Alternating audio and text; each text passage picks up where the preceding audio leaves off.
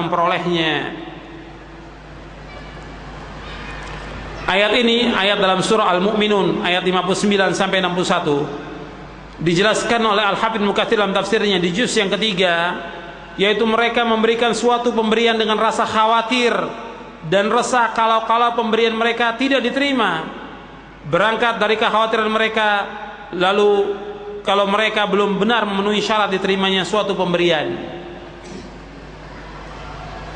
Imam Ahmad bin Hanbal dan Imam At-Tirmidzi meriwayatkan bahwa Ummul Mukminin Aisyah radhiyallahu anha berkata, "Wahai Rasulullah, firman Allah yang berbunyi, walladzina yu'tuna ma atau wa qulubuhum wajilatun annahum ila rabbihim raji'un." Dan orang-orang yang memberikan apa yang telah mereka berikan dengan hati yang takut, karena mereka tahu bahwa sungguhnya mereka akan kembali kepada Rabbnya.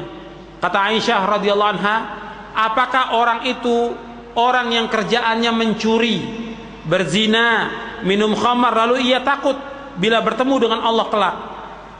Rasulullah SAW bersabda, bukan begitu wahai putri As-Siddiq, akan tapi mereka adalah orang-orang yang senantiasa sholat, puasa, dan sedekah, tetapi mereka khawatir kalau amal-amal mereka tidak diterima. Hadis ini hasan, diriwayatkan oleh Imam Ahmad, Tirmidzi, Ibnu Majah dan Hakim.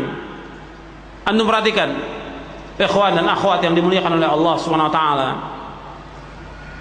Ayat ini menjelaskan tentang orang yang puasa, orang yang salat, orang yang sedekah, tapi dia khawatir sedekah, salat, puasanya tidak diterima oleh Allah. Walladzina yu'tuna ma atau wa qulubuhum wajilatun annahum ila rabbihim raji'un.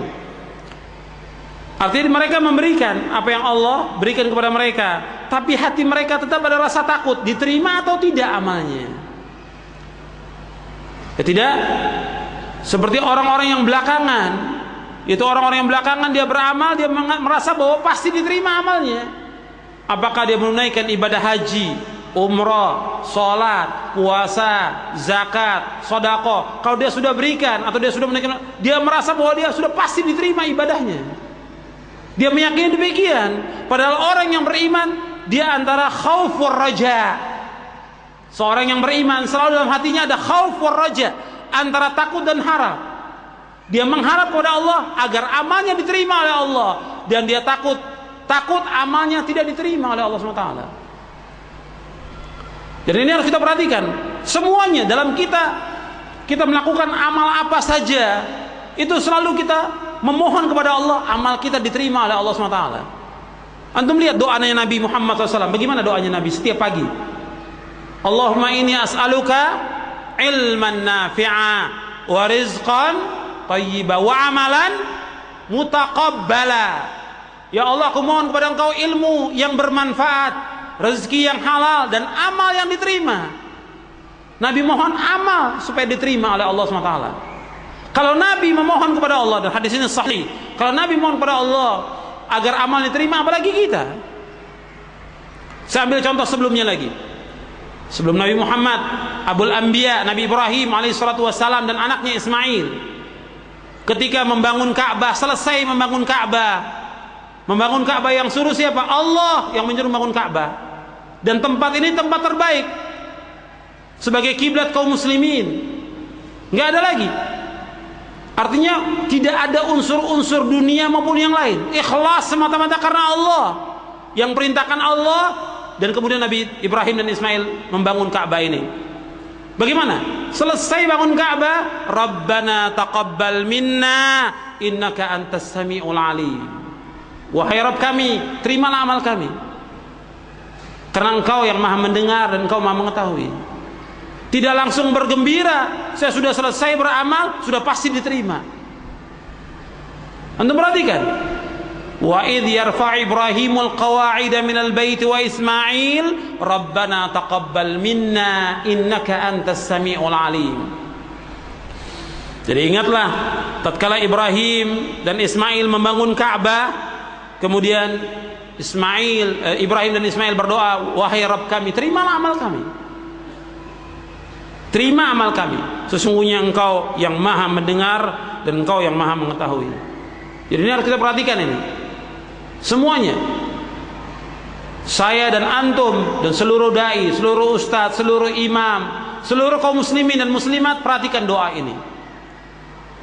Artinya ketika kita selesai melakukan amal, jangan kita merasa puas, udah pasti diterima, belum tentu.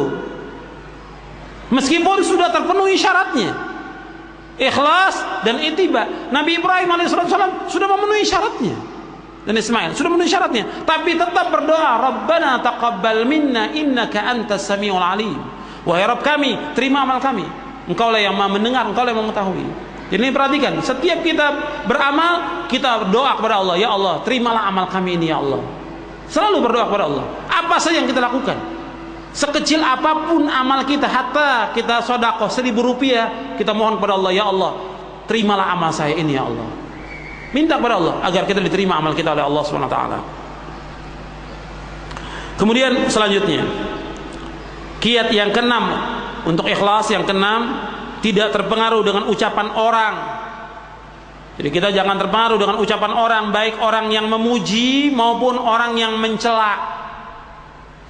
Jangan terpengaruh, tetap kita laksanakan amal ini semata-mata karena Allah. Jangan terpengaruh dengan ucapan orang, baik yang memuji maupun mencela. Kemudian yang ketujuh, senantiasa ingat bahwa surga dan neraka bukan milik manusia. Yang akan membalas kita ganjaran ini dengan baik hanya Allah. Yang akan memasukkan kita ke dalam surga adalah Allah. Begitu juga kalau kita berbuat kejelekan, maksiat, yang memasukkan ke neraka Allah Subhanahu wa ta'ala. Jadi jangan mengharapkan sesuatu dari manusia, jangan mengharapkan pujian atau sanjungan dari mereka. Yang punya surga dan neraka hanya Allah Subhanahu wa ta'ala. Kita beramal semata-mata karena Allah, dan kita selalu memohon kepada Allah agar kita dimasukkan ke surga. Allahumma inni as'alukal jannah wa a'udzubika minan nar. Allahumma inni as'alukal jannah wa a'udzubika minan nar. Allahumma inni as'alukal jannah wa a'udzubika minan nar. Ya Allah, aku mohon kepada Engkau surga dan jauhkan dari api neraka. Selalu kita mohon kepada Allah demikian. Kemudian yang kedelapan, kiat yang kedelapan, yaitu ingat bahwa Anda akan berada dalam kuburan sendirian. Jadi Ibnu Qayyim berkata, bersungguh-sungguh dalam mempersiapkan perjumpaan dengan Allah merupakan bekal yang paling bermanfaat dan paling mengantarkan seseorang untuk mencapai istiqamah. Karena orang yang siap menghadap Allah, hatinya akan terputus dari dunia dan seluruh isinya. Dia ingat bahwa dia dikubur sendirian dan dia harus ikhlas semata-mata karena Allah Subhanahu wa ta'ala. Di antara faktor yang mendukung seorang untuk bisa ikhlas, yaitu menuntut ilmu syar'i, ilmu yang bermanfaat, kemudian berteman dengan orang-orang yang saleh, kemudian mempelajari perjalanan hidup orang-orang yang ikhlas, bersungguh-sungguh melawan hawa nafsu, kemudian berdoa kepada Allah SWT. Di antara doa yang Nabi ajarkan, Allahumma inna na'udzubika min an nusyrika bika syai'an na'lamuhu wa nastaghfiruka lima la na'lam. Allahumma inna na'udzubika min an nusyrika bika syai'an na'lamuhu wa nastaghfiruka lima la na'lam.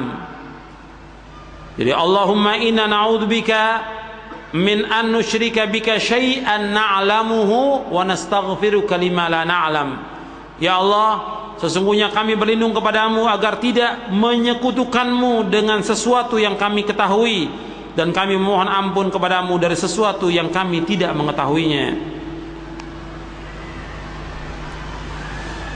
Sekarang kita masuk pada pembahasan yang kedua, yaitu tentang 3 orang yang binasa karena riya. Antum lihat halaman 79, 81 hadisnya. Saya bacakan hadisnya karena ini ada kaitannya ikhlas dan riya. Bagaimana supaya kita menghindarkan diri kita dari riya, dari sum'ah, dari ujub, supaya semata-mata ikhlas karena Allah Subhanahu wa taala. Saya akan bacakan hadisnya, yaitu tentang 3 orang yang binasa karena riya. An Abi Hurairah radhiyallahu anhu qala sami'tu Rasulullah sallallahu alaihi wa